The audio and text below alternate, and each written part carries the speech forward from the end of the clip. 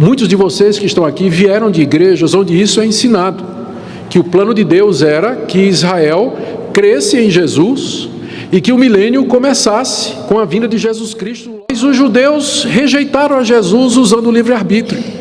Nós não queremos Jesus.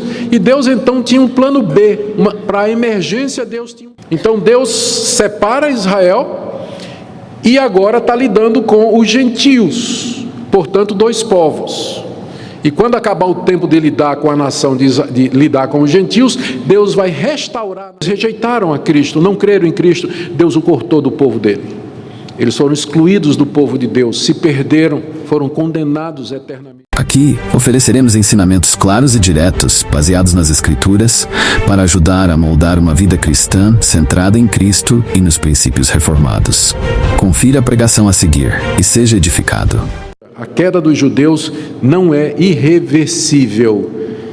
A rejeição é apenas por um tempo. E Paulo, então, a partir daí, dessa pergunta que ele faz, ele mostra o plano de Deus para a nação de Israel em relação aos gentios. E é um plano maravilhoso. Eu não creio que haja em nenhum outro lugar das Escrituras a revelação desse plano como nós encontramos aqui. Aqui Paulo desvenda qual era o projeto de Deus na eternidade.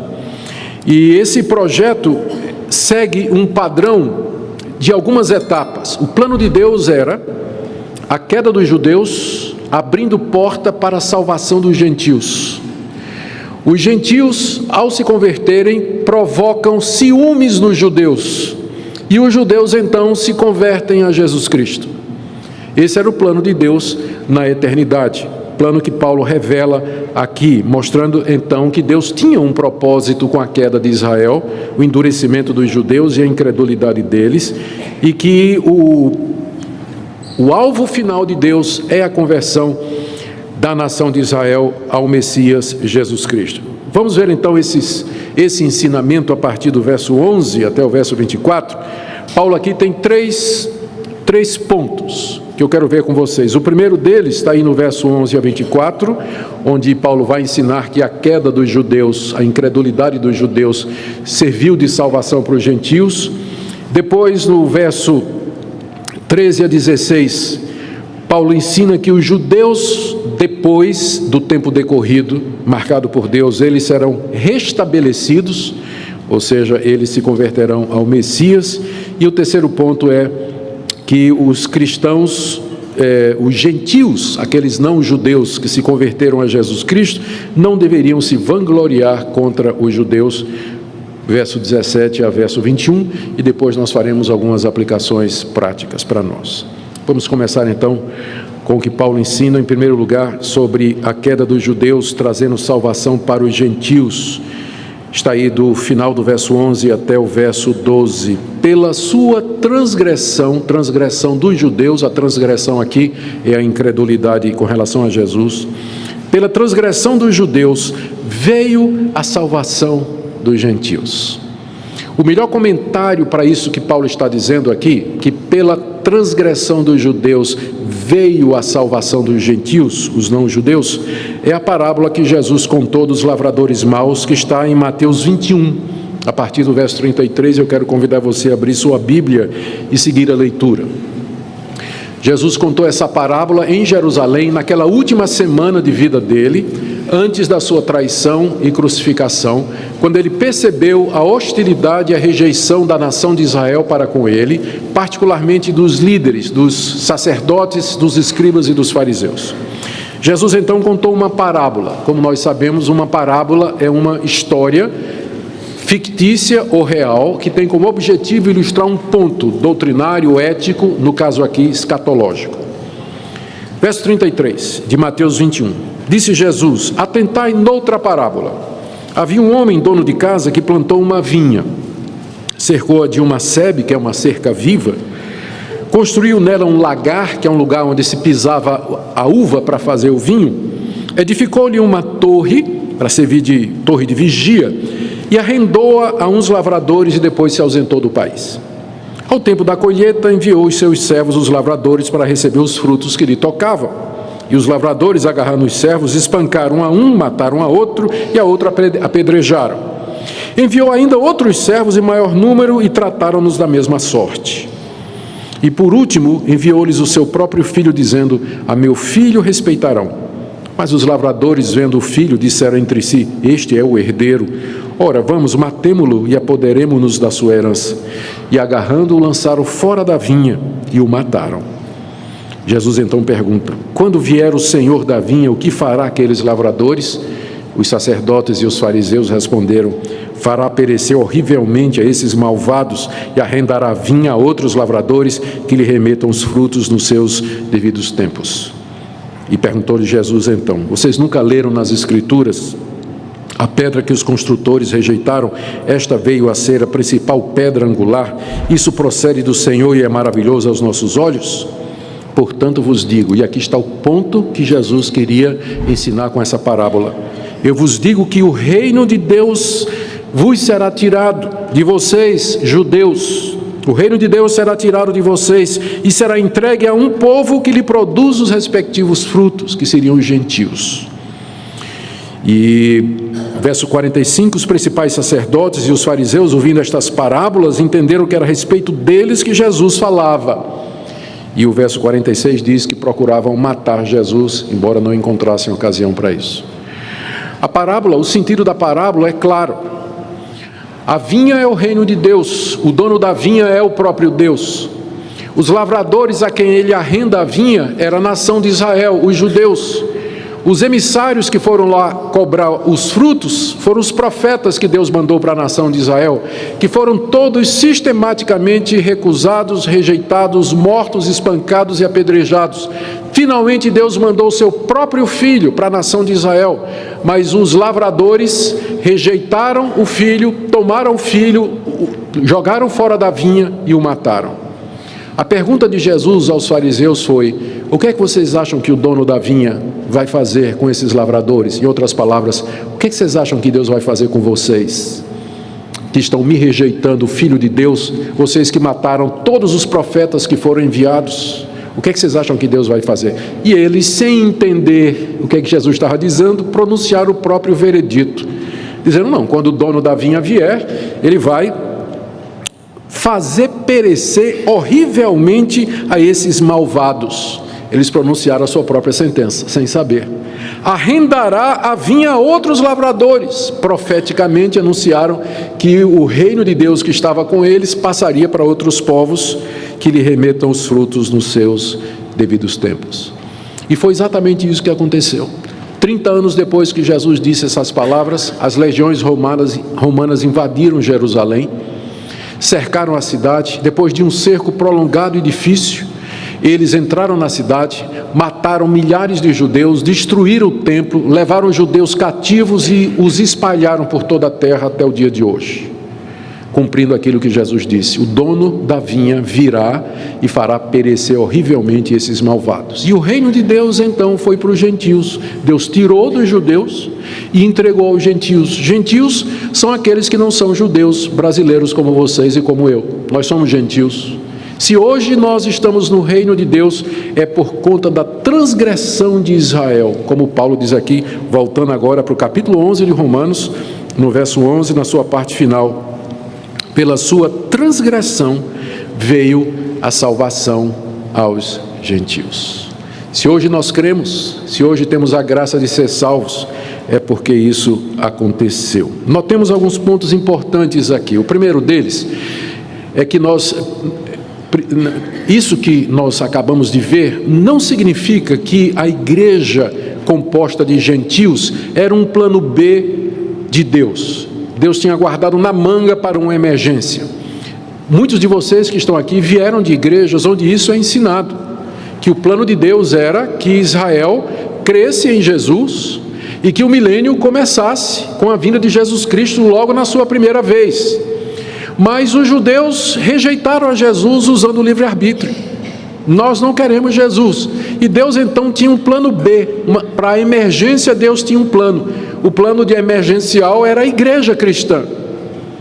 Então Deus separa Israel e agora está lidando com os gentios. Portanto, dois povos.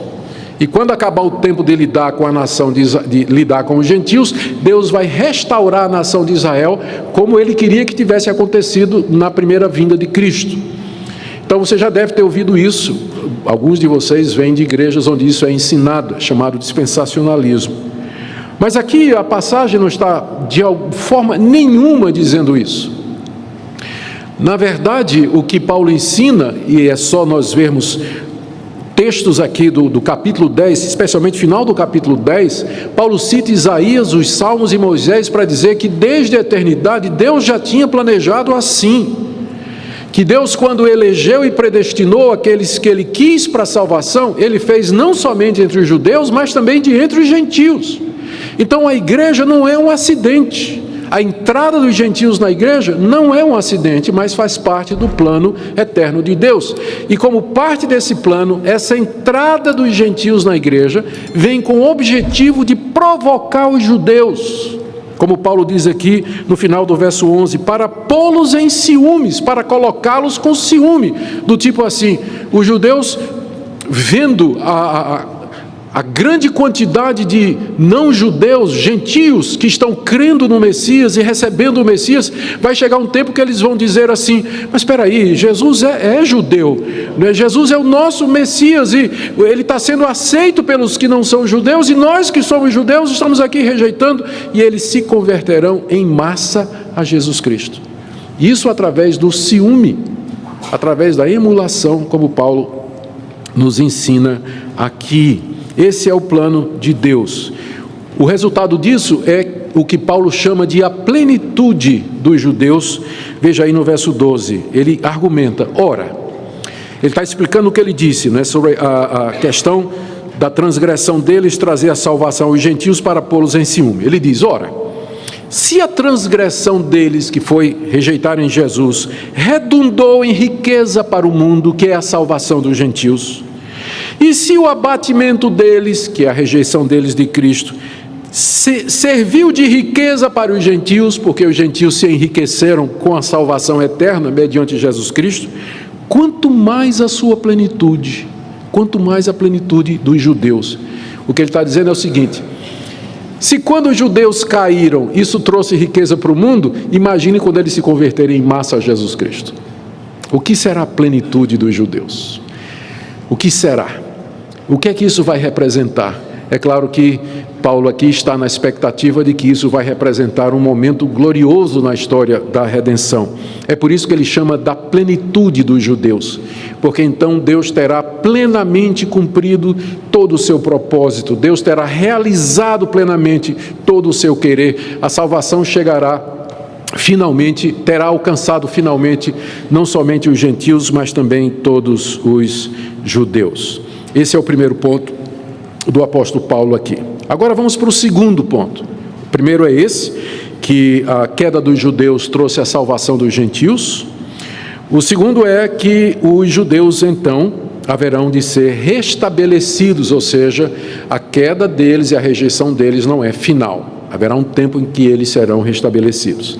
Paulo aqui, isso aí do verso 13 até o verso 16, Paulo aqui se dirige aos gentios crentes que havia na igreja de Roma. Verso 13, dirijo-me a vós outros que sois gentios. Na igreja de Roma havia judeus convertidos a Jesus Cristo e havia também não-judeus, romanos, gregos, gente de outros povos. Paulo aqui se dirige à ala não-judaica da igreja, aos que não eram judeus. Eu dirijo-me a vocês, gentios, e daqui até o final, Paulo está falando com os gentios. Essa palavra é particularmente para os gentios. E o que é que Paulo diz? Ele diz no verso 13, visto que eu sou apóstolo dos gentios, eu glorifico o meu ministério para ver se de algum modo posso incitar emulação os do meu povo e salvar alguns deles. Paulo aqui revela alguma coisa a respeito das suas intenções e motivações que só acontece aqui na carta aos Romanos, só nessa passagem. Nenhuma outra carta dele, ele revela essa motivação. O que ele está dizendo aqui é simples. Deus me chamou para ser apóstolo dos gentios. Paulo era judeu, nós conhecemos a história de Paulo. Saulo de Tarso, judeu de judeus, da tribo de Benjamim, israelita da nata, perseguidor dos cristãos. Deus lhe aparece no caminho de Damasco, ele se converte, se torna o maior, aquele que era o maior perseguidor dos cristãos, se torna o maior pregador de Cristo. E Cristo o levantou para pregar esse evangelho. Ele, sendo judeu, Deus o levanta para que ele pregue entre os gentios. E Paulo aqui diz que ele exalta, ele glorifica o seu ministério, ele exalta o seu ministério, ele tem orgulho de ser pregador entre os gentios. Sabe por quê? Porque quanto mais gentios se converterem, maior vai ser o ciúme dos judeus.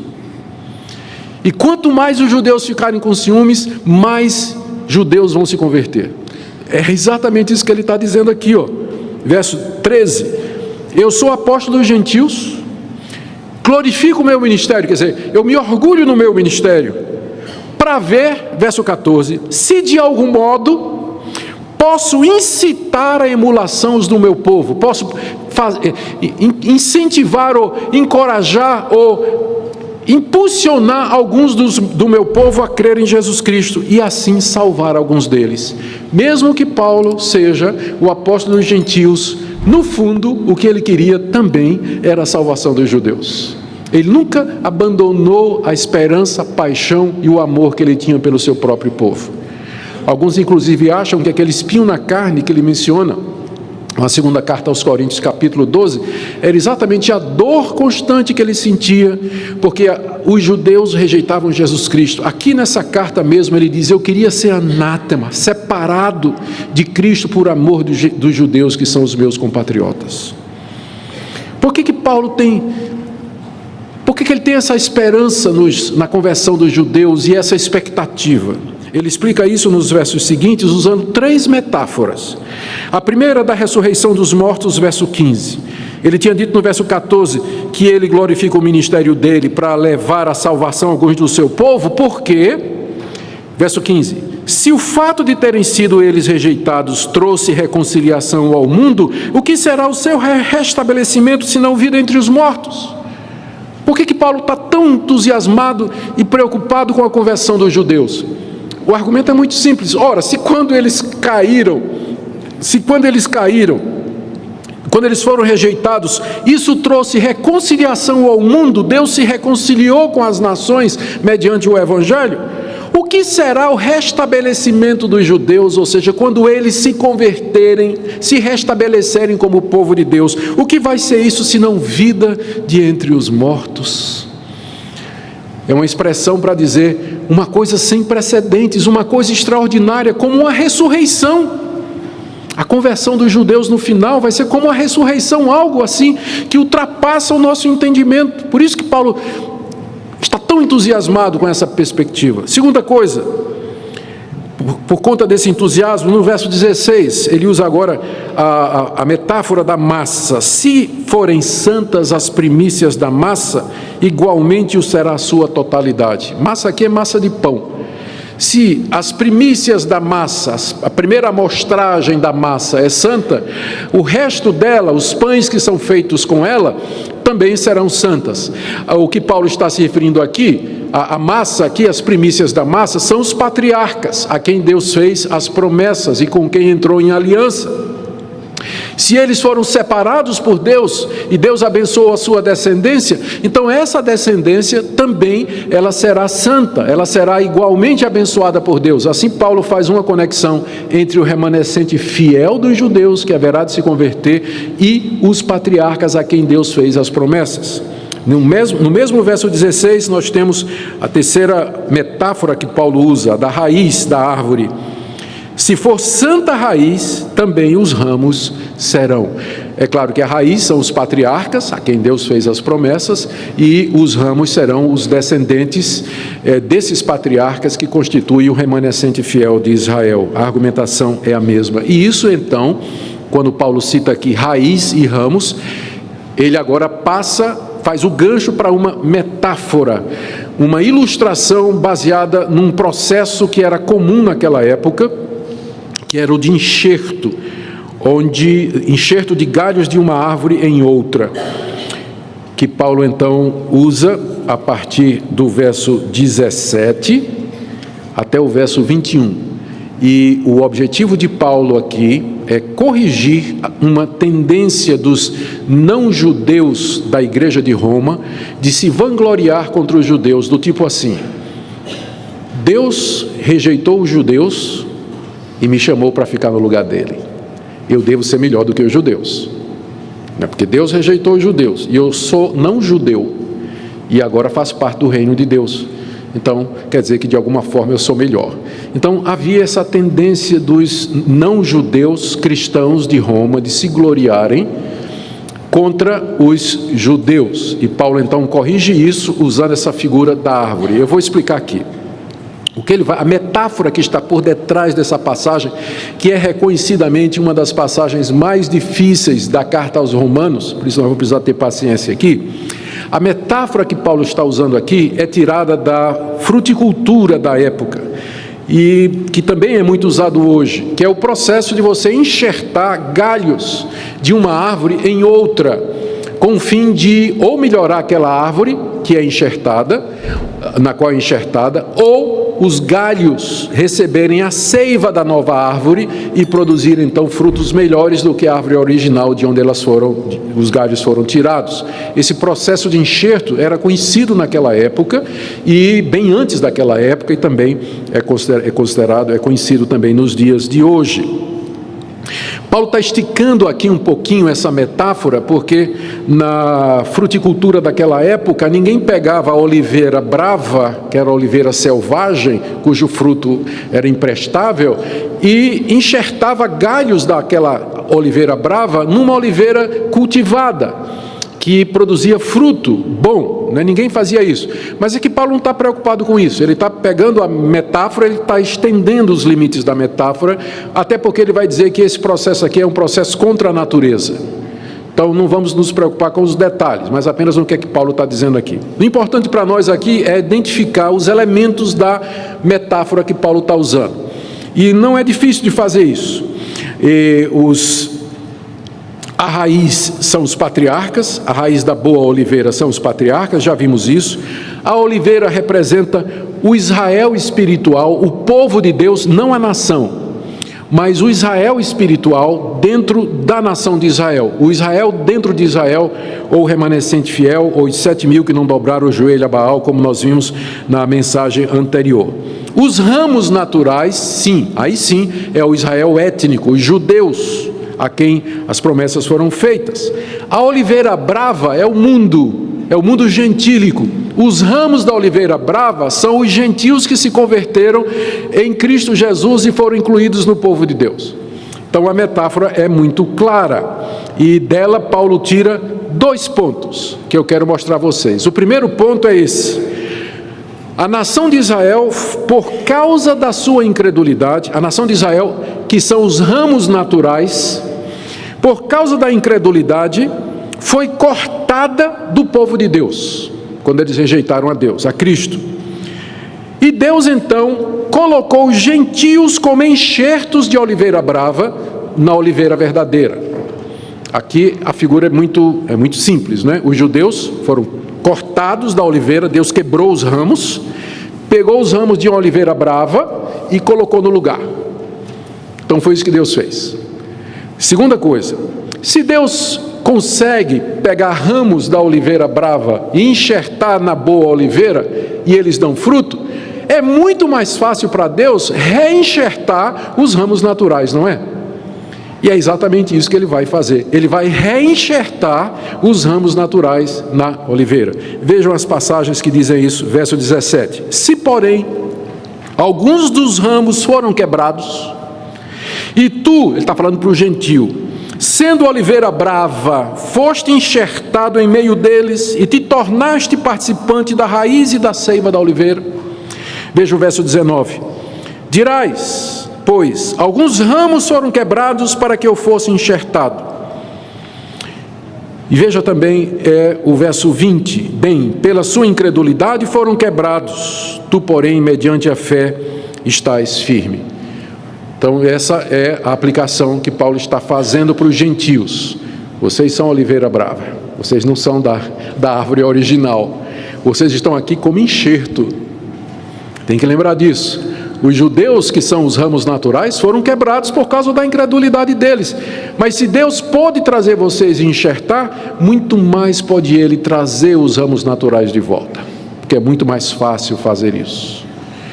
Segunda lição que Paulo diz aqui, segunda lição é que então futuramente Deus vai trazer, portanto, os ramos naturais e reenxertá-los. Verso 23, 24, eles aqui são os judeus, se não permanecerem na incredulidade em que se encontram agora, serão enxertados de volta, pois Deus é poderoso para os enxertar de novo. Pois se tu, gentil, foste cortado da que por natureza era oliveira brava, e contra a natureza, Paulo sabe que não é esse o processo natural, não é? Contra a natureza, enxertado em boa oliveira, quanto mais não serão enxertados na sua própria oliveira aqueles que são ramos naturais. Bonita figura, né? Complicada, mas para descrever esse projeto de Deus, aquele padrão que eu disse que Paulo está descrevendo aqui do plano de Deus. Israel tropeça, através do tropeço os gentios se salvam. Pela salvação dos gentios, os judeus ficam com ciúme, e por conta do ciúme eles creem em Cristo e são salvos, e aí fecha o ciclo, Deus realizou o seu plano. Está completo. Essa é a metáfora da oliveira e do enxerto. E à luz disso, Paulo traz 3 exortações aqui para os gentios. Como eu disse, essa parte aqui foi escrita por Paulo para combater a arrogância dos gentios contra os judeus. Primeiro, não se glorie contra os judeus, diz Paulo no verso 18, não te glories contra os ramos, porém se te gloriares, sabe que não és tu que sustenta a raiz, mas a raiz a ti. O ramo tem que ter a consciência de que não é ele que sustenta a raiz, mas é a raiz que sustenta o ramo. Isso quer dizer para nós o seguinte: não nos gloriemos contra os judeus, porque a raiz é judaica. A raiz do cristianismo é judaico. As promessas foram feitas a um judeu. O culto foi dado à nação de Israel. As promessas foram feitas ao descendente de Davi. O Messias era judeu. Então a raiz da igreja cristã é judaica e nós somos o ramo que foi enxertado. Por isso nós não podemos nos gloriar ou não podemos injuriar os judeus, pensando que nós somos melhores do que eles e que Deus nos elegeu por conta da nossa bondade, de forma nenhuma, que é o ponto seguinte de Paulo, né? A outra exortação dele, verso 19 a 21. Tu dirás, alguns ramos foram quebrados para que eu fosse enxertado. Bem, pela incredulidade foram quebrados, tu, porém, mediante a fé, está firme, não te ensoberbeças, mas teme, porque se Deus não poupou os ramos naturais, também não te poupará. Não fica se gloriando que Deus quebrou um ramo natural para enxertar você como oliveira brava, porque se Deus quebrou um ramo natural, muito mais Ele vai quebrar o enxerto. E se você não permanecer na bondade e na graça de Deus, você vai ser quebrado do mesmo jeito que os judeus foram. Vai ser quebrado da mesma forma. Terceira exortação de Paulo. Considere a bondade e a severidade de Deus, verso 22. Para com os que caíram, que foram os judeus, Deus foi severo. Em que sentido Deus foi severo com os judeus que caíram? Eles rejeitaram a Cristo, não creram em Cristo, Deus o cortou do povo dele. Eles foram excluídos do povo de Deus, se perderam, foram condenados eternamente ao inferno por conta da incredulidade. Mas para com os gentios Deus usou de bondade, porque Deus não tinha uma aliança com os gentios, Deus tinha uma aliança com a nação de Israel. Deus não tem uma aliança com o Brasil, não tem aliança com os Estados Unidos, não tem aliança com o Canadá, com China, com país nenhum. A aliança dele era com a nação de Israel.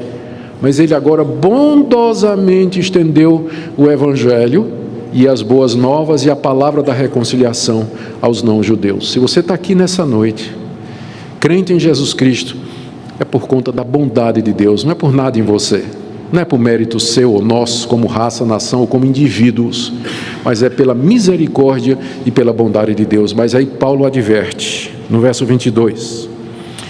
Para com os caíram, severidade, para contigo bondade de Deus, se nela permaneceres. De outra sorte, também tu serás cortado. O mesmo Deus que rejeitou os judeus e os cortou da árvore, vai cortar o enxerto também. Se você não permanecer na graça de Deus, não permanecer firme no Evangelho, crente em Jesus Cristo, se você abandonar a fé em Cristo Jesus, abandonar o Evangelho, virar as costas, voltar para o mundo, seguir uma vida sem Deus, você vai ser cortado severamente como os judeus foram também. Porque Deus nos trata a todos igualmente nesse sentido. Se você gostou deste vídeo e quer continuar sendo abençoado com mais conteúdos poderosos, não se esqueça de se inscrever no canal Ecos da Salvação. Isso ajuda você a não perder nenhum dos próximos vídeos com pregações impactantes do Reverendo Augustus Nicodemos.